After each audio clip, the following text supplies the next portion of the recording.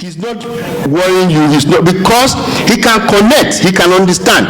And if he wanted to do a little more set, he can come closer to the car. But he's let down his guard because he can. If a Hausa man says Wabu or wine, I'm sure all of us will know that it's a Hausa man that is saying Wabu. And that's the reason why people who are saying police should be close to the people, state police is important, are making those kind of, and that's what I picked out from having an Atalakba and the vigilante. Up until now, I didn't even heal until I actually got down into experiencing why some of these things are happening, because they were the only ones you found. And of course, I think you mentioned it, they were using them for this thing, because you will really not find police. If you wanted police to come and stay by you during campaign, you will not see.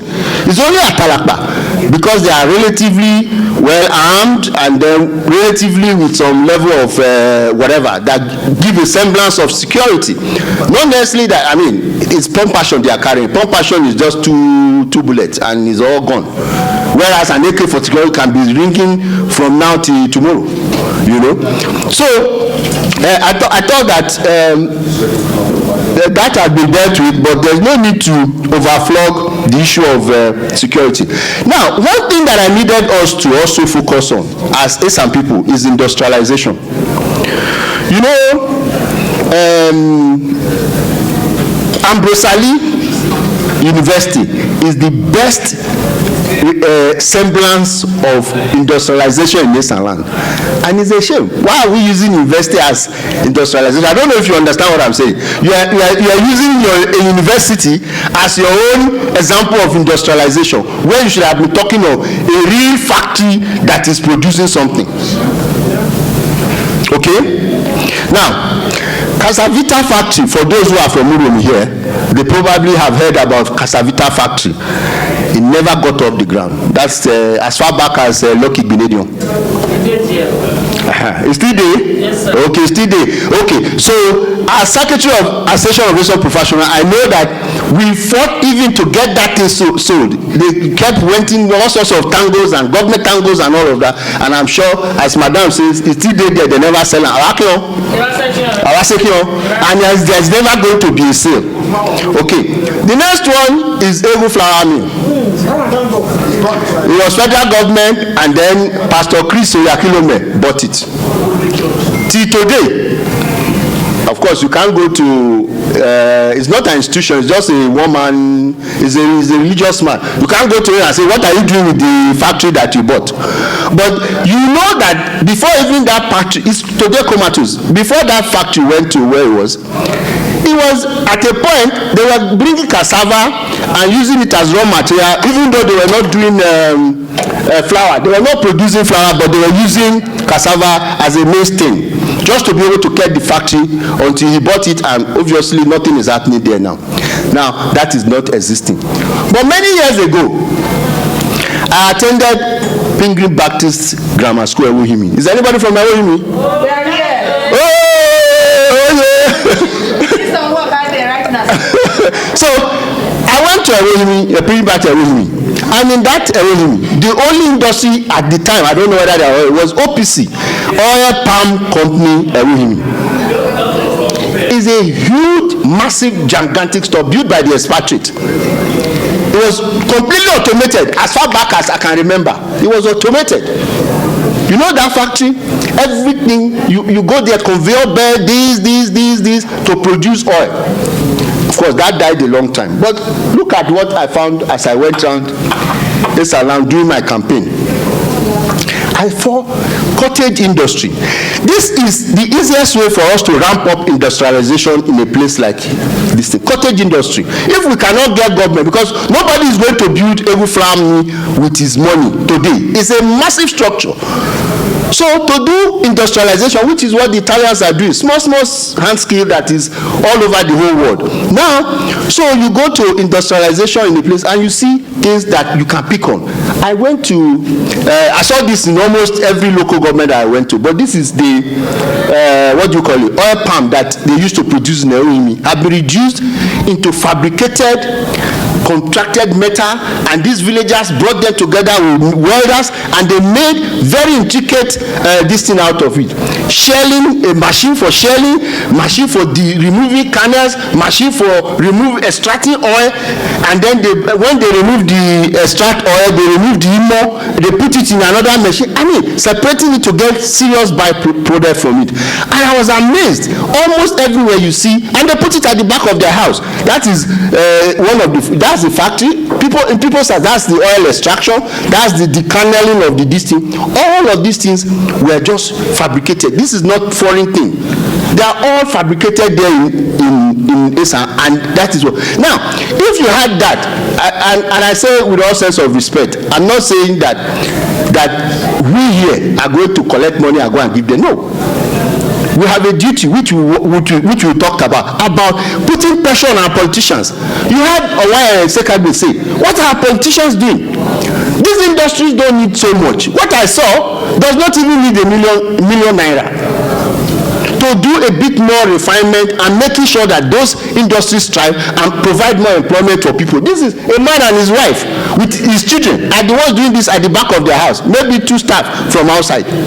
Just put 1 million into that, you will see the man probably employ 4 more people, and they will produce more oil. And that is the oil they are using to make soap in Italy. They are using to make soap in Europe. They are using to export to America that we consume. That the hotels are consuming everywhere. That is coming from Esan land. Now, how do we ramp up on that? And that is why I say that our role as pressure group, as influential, for people who have global experience, is to ensure that we are not just comfortable here, but we also put that pressure back home on those who are there to say, how do we ensure that the best people are in the best positions? We are not paying attention, and that I know, and I don't blame you, because even I, for many years, was not involved in all of this. Oh, we are okay, we are in Lagos, we are perfect, we don't have any problem. Now we have problem. I can't go to my village to go and relax. Things have gone bad. Leadership is useless. So what am I supposed to do? I have to wake up. So I'm not blaming you for not taking action, because we back home who felt that we had enough money and we were okay, we didn't need anybody, we found that we are ruled by people who don't even know their left from their right. Now, still talking about integrated farming. Some people are, this was in Europe, I saw this where people are doing integrated farming, putting some structure together, what do you call it, with piggeries and all of that. But let me rush through, because we are talking about, this was something that Owaya Sekagbe mentioned. He talked about Amaho. Who's from Amaho here? Hey, Amaho. I went to campaign in Amaho. I drove into the place. Bad road I've never seen. I said, I told these people, how come every 4 years you people are voting? Why? How come you people are voting every 4 years and your road is like this? Look at 2 kilometers. 2 kilometers from the express. If anybody knows Amaho is on the Agbo Uromi stretch. I don't know how many of us know. Amaho, when you are coming from Agbo and you are going to Uromi. Yeah, I know. I'm saying it's that coming out is so now this person is Amaho is 2 kilometers. Amaho Ugu has one of the best waters. It used to be P&T, and nobody is interested. 2 kilometers, terribly bad route. They told me they will ask them to come and meet them in the city, in the hotel, to come and sign for them. I said, and you people do that? I said, that's why you will remain in this. You will remain here if you keep going to go and meet them in Nebele so that they can sign for you. Instead of telling them, why don't you come? Just come. The way I will come and see what we are doing, because I wanted to see rural areas. Esan is beyond Igwebe, Ubiaja, Ekpema, Uromi. Esan is beyond that. I want to see Ugu. I want to see Doa. I want to see Ubo. I want to see Okwesan, Okodua. That's my Esan. Because when listen, it is not until a governor of Edo State comes from Okodua, and all of us will be driving to Okodua and the road will be good, and then that's when we start to say no. some of the places we are talking about, accident of history. It's not because of anything. Accident of history. A road passes from Auchi through to Benin and passes Epoma. And so, suppose airport goes to stay at the behind Ohuodua tomorrow. What do you say? That's accident of history. It's not because anybody made it happen. So let's understand something, which is why every part of Esan, especially as I did all my life, taking my life through the Esan Colodron, I could almost understand that we needed to do all of those things. And I think that the more we look at it, the better for us. The same thing, I was interested in Idoa Uku. I went to campaign there. I was going to the place. They said, no, I should come to Epoma and come and meet them. I said, why? So I drove into the place. I said, why are we meeting here? He said, you know, the rain of yesterday, you cannot enter Dua Uku. I said, why? He said, the road will be this thing. You can't come out. I said, no, you can't do that. Because rain fell, the road breaks. And these are supposed to be, I mean, I don't know how far inside is those towns, but my point is, those towns are so important, and they are the one providing the agricultural materials that are used up in the cities. Why are those places like that? Those places need to be a bit lifted up, because we cannot be talking about Esan unity and can't be talking about bringing people together without having those kind of this thing where everybody is together. I want to briefly touch on something that I also think that as pressure group, we as those who have experienced the exposed world should also help back home. Is the issue of drug abuse and the crave for wealth. Our young people are not any different from the young people that we see. So let's not make it look like it's some people that are useless. No, some people are not useless. Young people anywhere in the world, we behave like young people anywhere in the world. The only thing is that we need to be able to help them out. Drug abuse, we had, before now we had 419. Today is worse. Yahoo is a combination of everything. Cybercrime, drugs and this and all sorts of things. Now, how are people lured into that? Agents of socialization have all broken down at home. Peer groups, the 8 grades and all of those kind of agents of socialization where you are told you cannot do this, you can't do that. Churches were part of all that agents of socialization. Family units. And in fact, I remember when I was doing my program and I told the lecturer that another child will beat my child. If my child misbehaves outside and another person, man, come here and he will cut my child. He said, no, that's child abuse. I said, hey, not child abuse. In the village, that's how it's, they don't need to take my excuse for them to discipline my child on the street. And that's exactly how we were all brought up. But that does not exist, which is why we're having some of these boys run riot. So sensitization is needed. But much more importantly is that we don't really have rehab centers. And I'm sure one of the speakers will talk about that. That NDLA has a rehab center, I think the only one in 5 local government, which is Edo Central Senatorial District, or 5 local government, has just one. I think it's based in Uromi. We do need private to take that home. And then finally is the issue of Esan and gender. I'm sure a lot of us probably have heard the word Esan and gender. I don't know, have you heard the word Esan and gender? Yes. Okay. Well, Esan and gender, many people call it different things, but popularly, people talk about Esan and gender. It's talking about Edo 2024.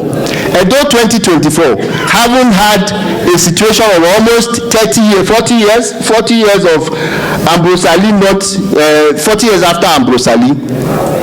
Esan is yelling and crying. Particularly, any man that is an Esan person today will be feeling completely inadequate. That after Ali, we have not had anything. Not even deputy governor. And we're asking that should happen. Now, we are not saying that we are politicians and we are not going to turn this into a political arena. But please, I beg you, You cannot be Esan man, whether in Europe or anywhere in the world, and not want to be part of what is going on as it relates to governance and 2024. And I'll tell you why. Many of us didn't pay any attention when Ali became governor. We didn't even know. That was decided in the West. We thought that it was a miracle. Now, that was many years ago, 40 years. But in 2022 or 2027 or 2024, with everything that we have gone through as a country, do you really want to just fold your hands and sit down and then they will, as Father Kuka will say, they will parachute the person into the office? I don't think I want to. I think I want to be able to have an input into who will eventually be governing me, my children, and the future of Esan land. Because you probably may not have it again in 40 years. The roads that were built in Epoma, I was a child then when all of those things were done, and it was a beauty to behold. In fact, you could never get any place that good. Now, if that had been extended on, we would have seen a lot more dividend in Esan land. Now, let's say that we may not get that in 40 years, but we are getting it in 2024. And we will have it for the next 8 years. We want to be sure that the best 8 years has been done. So that the way Nigeria has lost almost, I don't even know how many years now. Some say 24, others say 60 years, others say 30 something years. What we have lost in a lot of those. The way Nigeria has lost all that, we don't want Esan land. Even if it's only 8 years from 2024 to whatever we get, 2028, we want to be able to keep that. And that is why I'm appealing to everybody that is here today. We are not saying so much at this point in time that come and become this thing. Get people, organize people, bring money. No. What I am advocating and I'm pleading with everybody in the room is that we need to begin the process of dialogue. We need to reach out. Esan is a minority. Esan, from beginning of history, Esan has been punching above its weight. Esan has been punching above its weight. In a country of 90 million at the time that we were less than 90 million, 50 something million, Anthony now moved the motion for independence in 1957.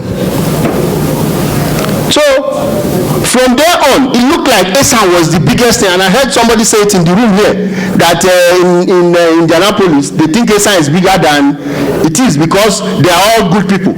So in the same way, I've actually thought, because after a couple of other people like Abebe, Chief Abebe, and on, and then in my own time Ali, Tonaneni, Ikimi, I just felt that Esan was the biggest thing that anybody could. I didn't even know that we're small people. Please, in democracy, where numeracy is the issue, obviously you need to reach out and collaborate. We are just about a million 200, a million 500. In an Edo state that is close to 5 million, and in an Edo state where the Benin's Edo South is almost 56-57%. So you're not there. You're not there at all if we are talking about numbers. And the only way numbers can work is that all of us are part of that whole collaborative process of saying, if you have somebody who is from Edo South that you know, and you say, listen, we think that we should be in the direction of this. And the second thing we need to do is somebody with global appeal.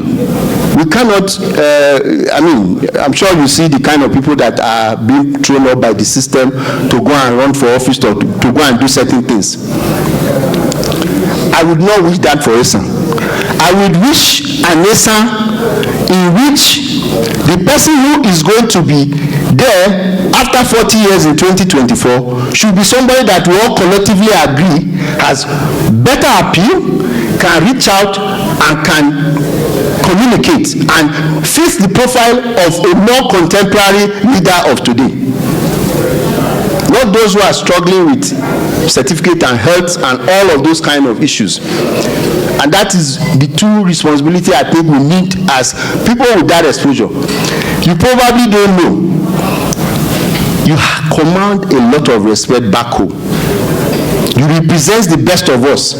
Those who took the bull by the horns, fought their way through, may not have been the best of things, but they came out of it. Today they are successful here.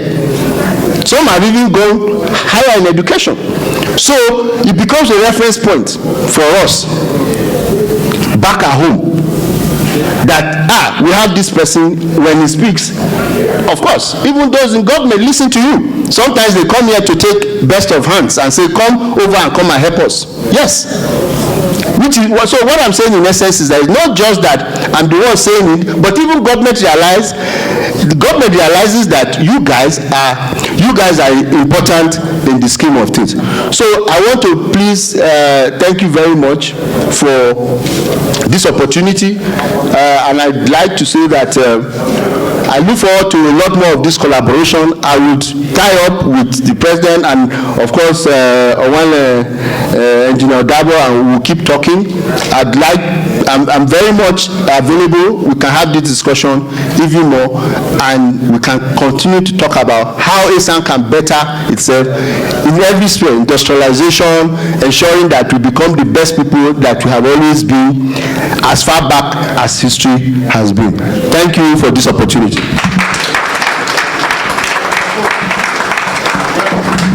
Thank you. You can do better than that for Dr. Okogu.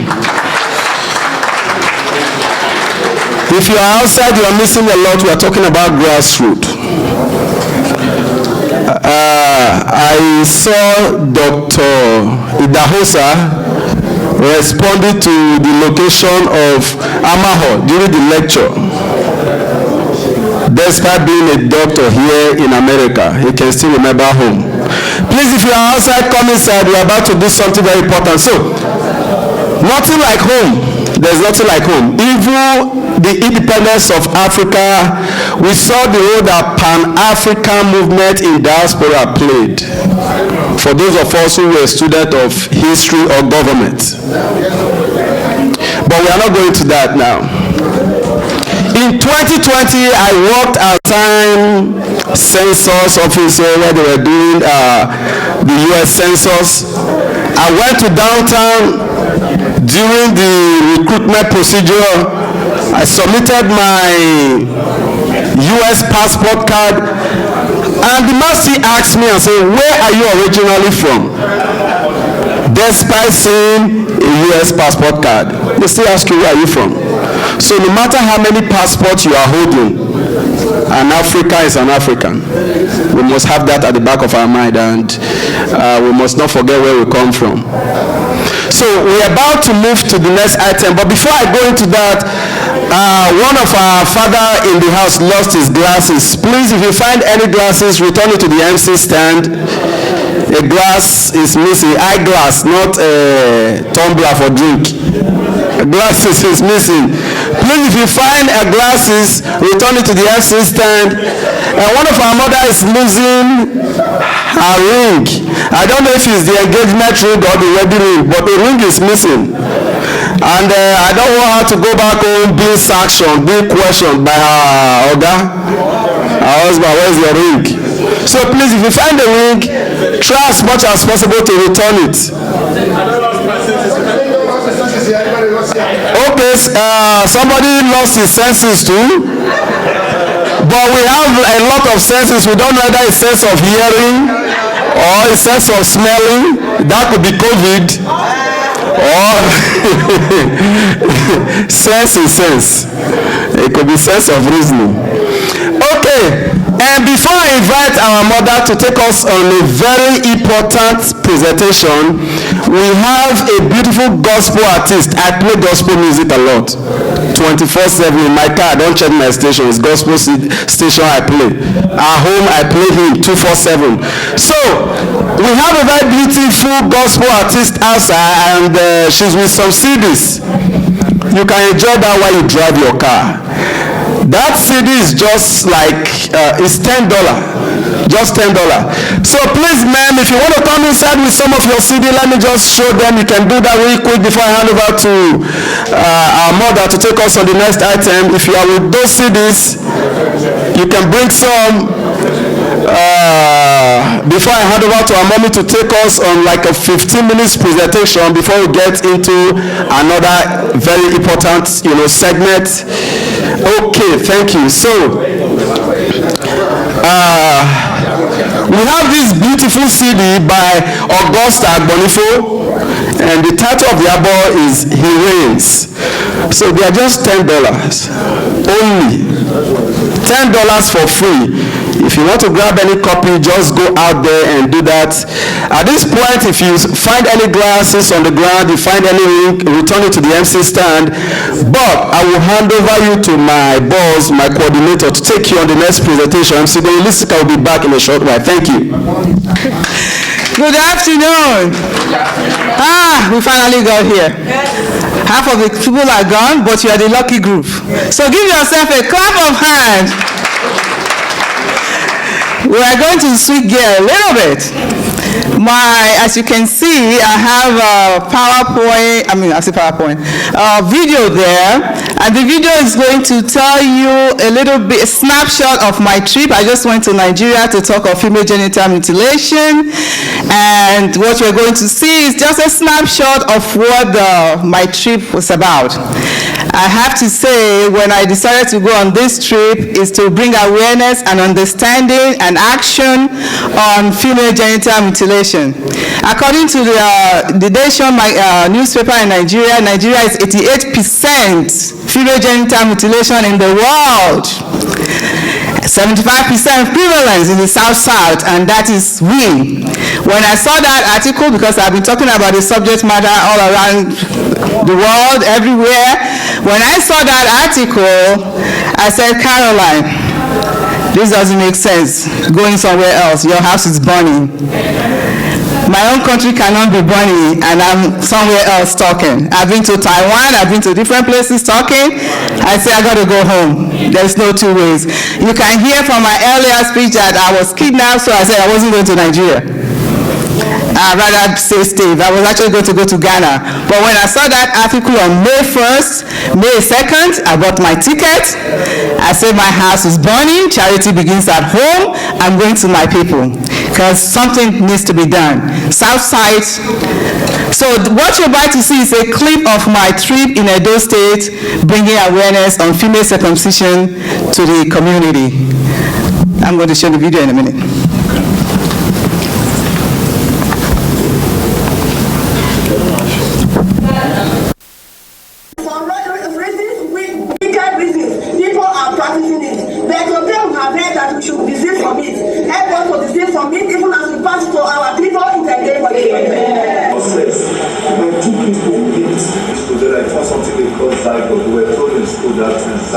That would come as a man, or a woman would come as a woman.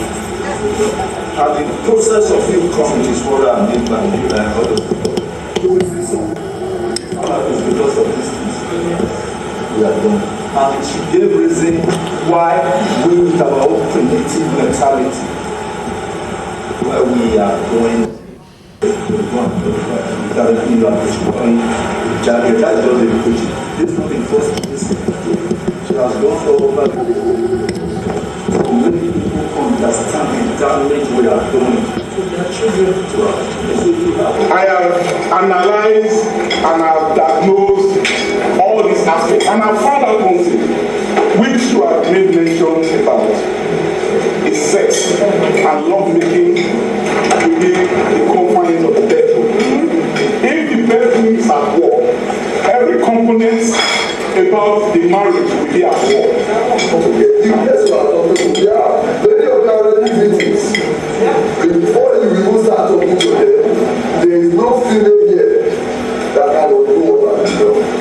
Try to, as woman as she is, try to explain to her what she didn't like. Believe me, I had a dialogue. I succeeded.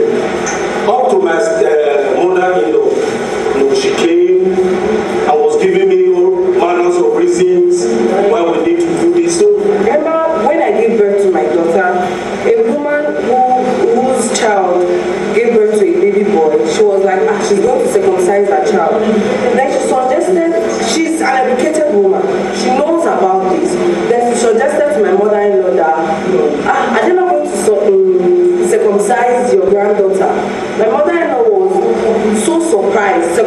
circumcised? Do they still circumcise in you? He said, no, it's an abomination in Esan. You must do it.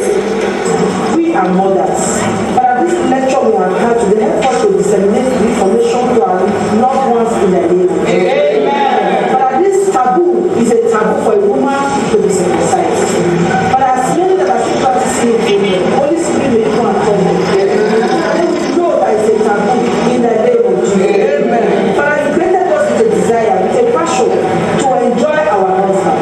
But as many of us that have been victims of it, God will give us that spirit of passion to reconcile ourselves back to our husband so that we'll be able to, accept that love again in the name of Jesus.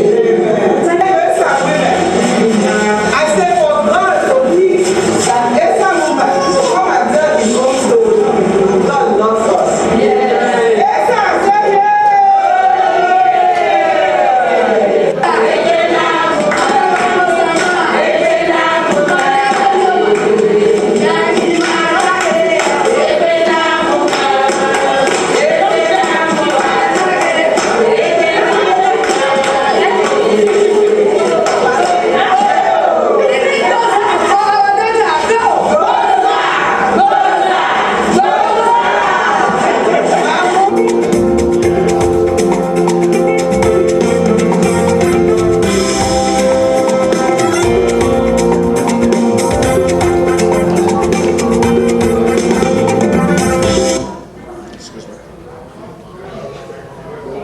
the audio wasn't too sharp, but most of where's that mic?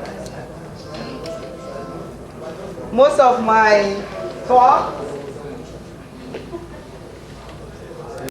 my talk was on psychological and God's perspective. Does God approve of this? And as I go about, from what the lady said, there are some deities, those who are not Christians who practice this. I go into these shrines in the village. That was in Epoma. The woman has to be circumcised. So the people just circumcise their daughters in those villages. They heard my message, and they said they're going to now go and tell their own people what this is about. The women in Ubiaja, because I'm going to go there next to show you, I had 15 slides, but this particular slide, hold on a second. It's called Sex and Lovemaking versus Hijack Sex. What does it mean? On the right side you have sex, lovemaking. On the left side is the circumcised lovemaking, making love to a circumcised woman. Can you see that why he brings that up? If not, that's why I have this one ready. So on my right, it talks about lovemaking. What is lovemaking? It takes two people to make love. One person cannot make love to themselves. You cannot look at yourself and say, oh, hey, I'm beautiful, I'm gorgeous, I'm you'll be crazy.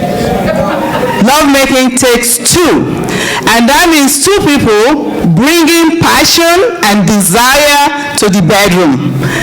That's it up there. You can see the love making there. The woman brings one, the man brings one. 1 + 1 is 2. There's growth. And in that growth, you go into the bedroom, everybody is happy, you come out, you're looking refreshed, and there's also a spiritual connection when a woman brings in and a man brings in.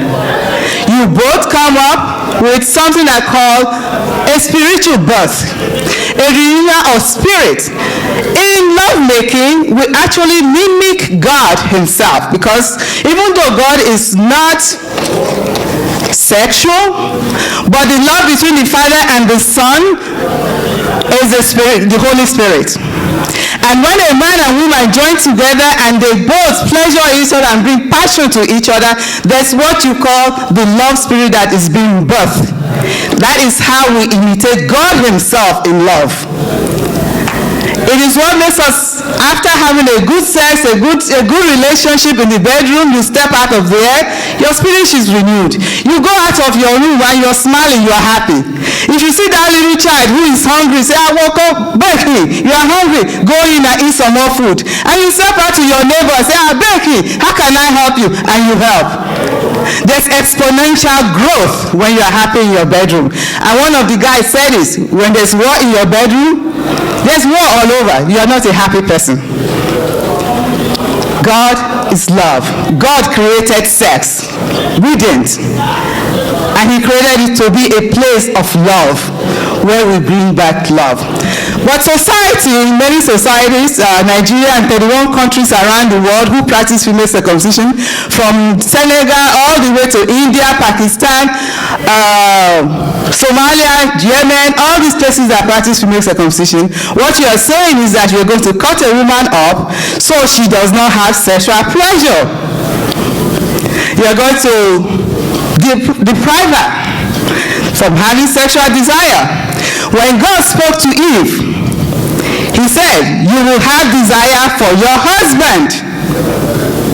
But society has now said, you will have no desire. What does that mean?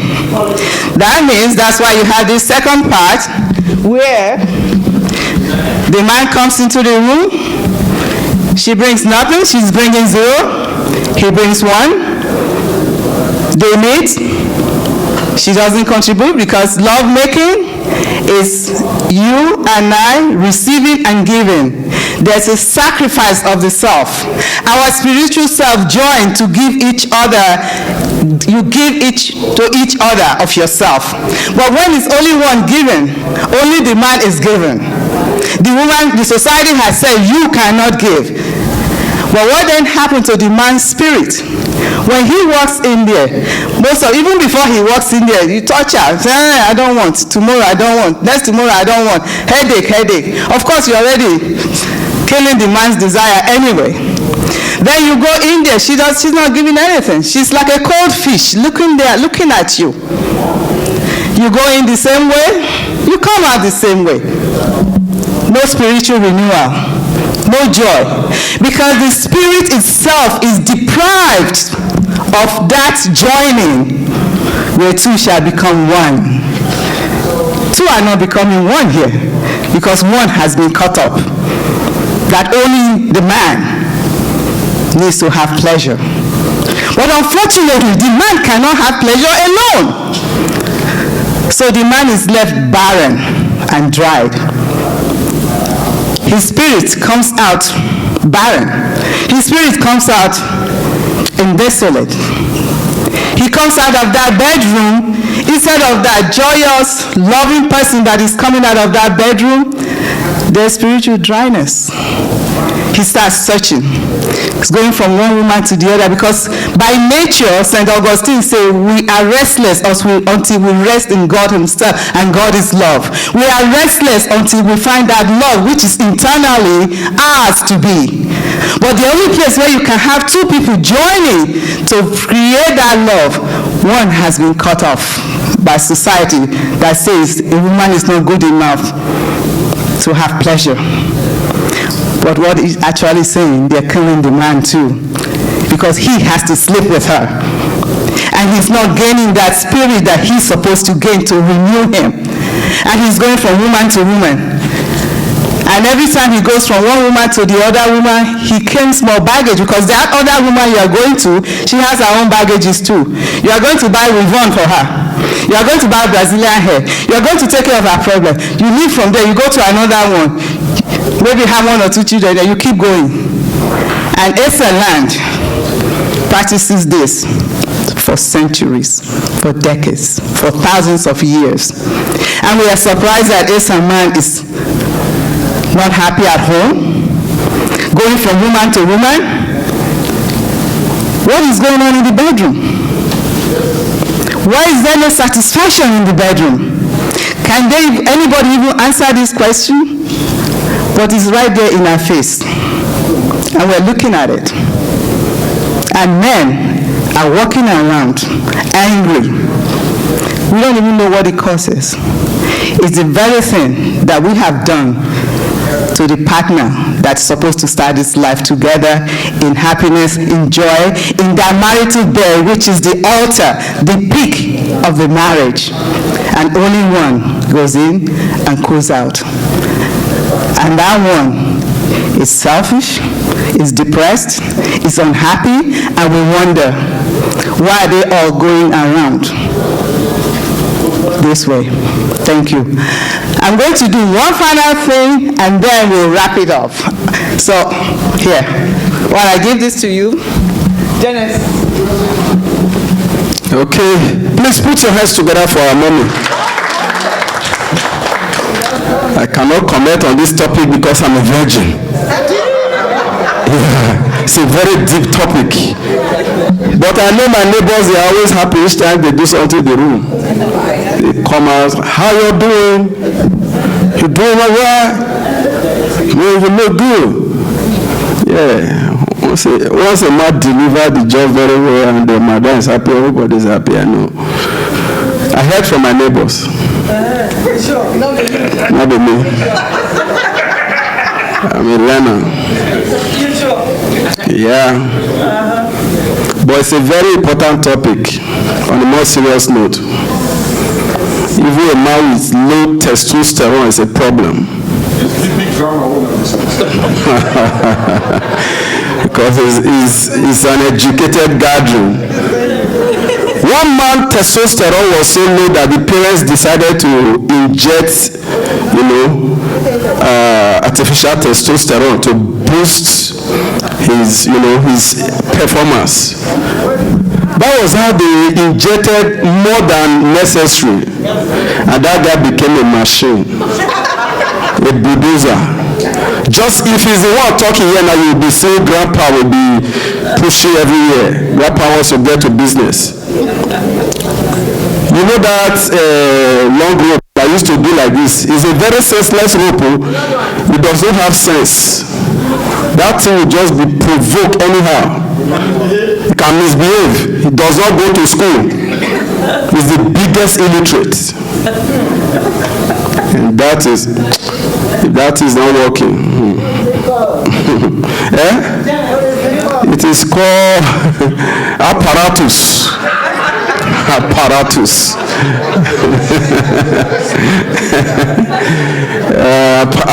Spanish we say aparatito. Yeah.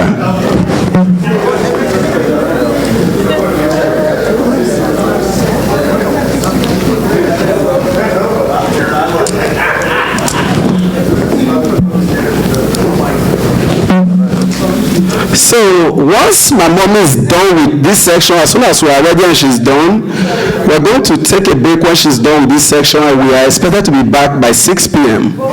And I will encourage you to keep to time because dinner is immediate. So if you come late, you might only meet toothpick. If you don't show up on time, you will only have toothpick. When my mommy take change now. Oh shit.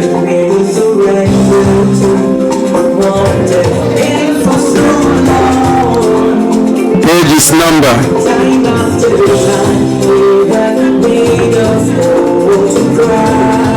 Wonderful.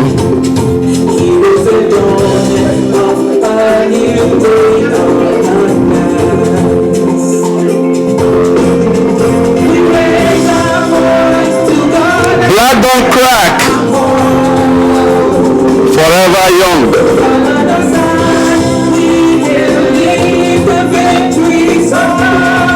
What a beauty.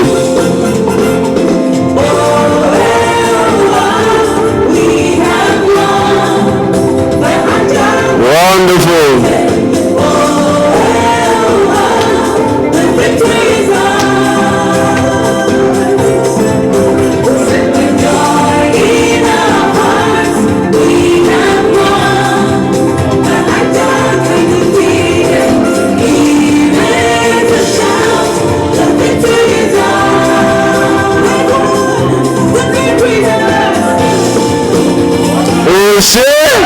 Mommy's killing it. Nazo. When we left to die in silence. Another day when our stories set untold. Gone are the days when we felt we're held in bondage. Our freedom is free, yes, our freedom is here to stay. We stand now and God, listen to us. We're on the side, we will lead the victory cry.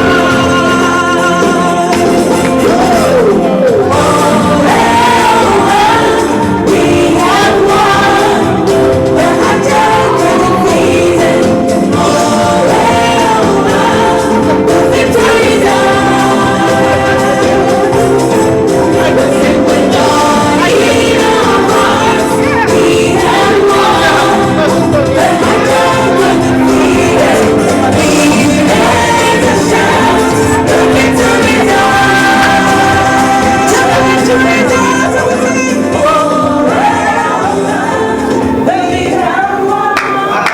Beautiful, beautiful, dramatic and touching.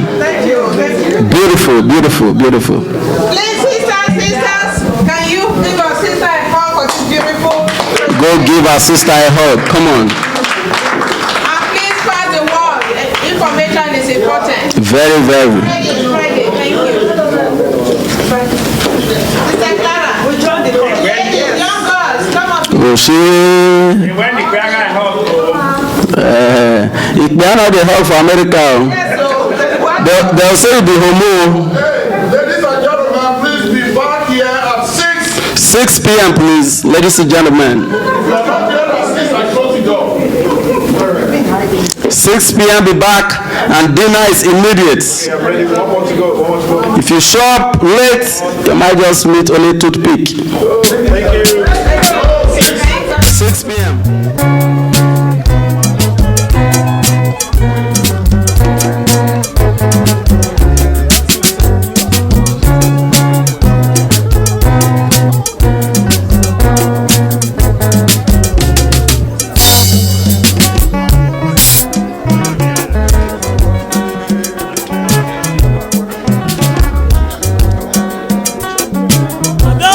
tó bá sún ọmọ wò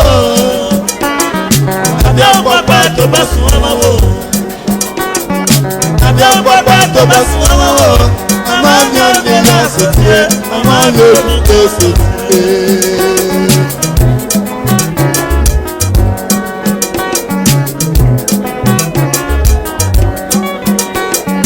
Àbí ọ̀pọ̀pọ̀ tó bá sún ọmọ wò àbí ọ̀pọ̀pọ̀ tó bá sún ọmọ wò. Àbí ọ̀pọ̀pọ̀ tó bá sún ọmọ wò ọmọ mi ò ní lọ sòtìyẹ ọmọ mi ò ní lọ sòtìyẹ.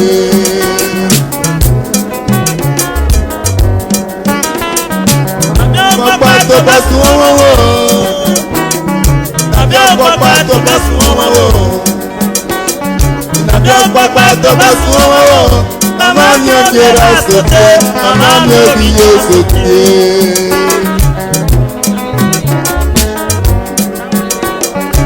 Nabialu kpakpara tó bọ́ sọ̀rọ̀ o. Nabialu kpakpara tó bọ́ sọ̀rọ̀ o. Nabialu kpakpara tó bọ́ sọ̀rọ̀ o. Nọ̀mọ́ mi ò ní ra sòtìlé, nọ̀mọ́ mi ò ní jọ sòtìlé. Ẹgbẹ́ yan dàkíá. Ọ̀pọ̀pọ̀ tó bá sún ọmọ wò Yẹnu kíara kíá. ọ̀pọ̀pọ̀ tó bá sún ọmọ wò àbí ọ̀pọ̀pọ̀ tó bá sún ọmọ wò ọmọ mi ò ní ra sòtìyẹ ọmọ mi ò ní lọ sòtìyẹ.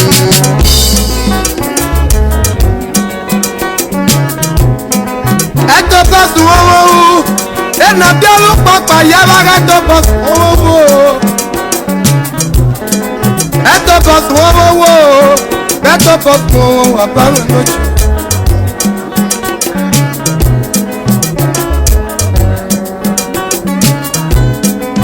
Ẹ̀sùn owó o. Ẹnà bí olùpọ̀pọ̀ yára ẹjọ́ bọ́ sùn owó. bọ́sùn wọn wú gẹ́tò bọ́sùn